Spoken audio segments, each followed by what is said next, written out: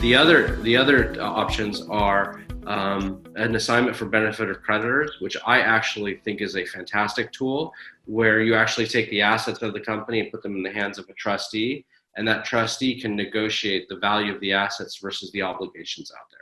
And that's an insolvency tool that works really, really well. You also have the insolvency tool of a corporate dissolution. If you look at the California Corporations Code or the Delaware Corporations Code, and most operating agreements, they have an orderly dissolution process already set up in the law or in their documentation or both.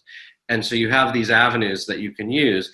And usually, if you are able to get all the significant creditors in a room, in a proverbial room, you have these tools available to you to say, look, in this situation, in Chapter 11, you're going to get 15 cents on the dollar.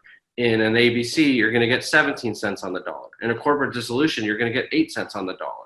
Here, we're offering you 20 cents on the dollar. So you're going to end up doing way better dealing with our proposed restructuring than you will in a bankruptcy or an ABC or a dissolution.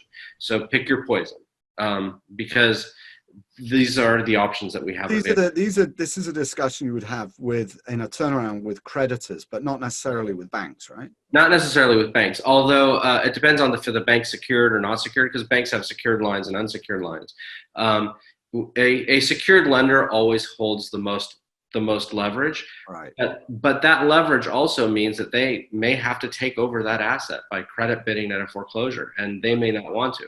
And then that takes us full circle back to the beginning of the conversation, which is if they don't want to do that, then maybe a receiver is their best option in that regard.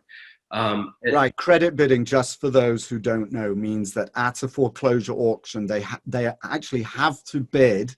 Well, they don't have to, but it makes sense to bid the full amount of the indebtedness. That's right. And we actually advise banks to start lower than the full indebtedness and bid up, because in a lot of instances you have personal guarantees, and the personal guarantee is offset by the amount that the bank actually pays for the asset, because that becomes the fair market value of that asset.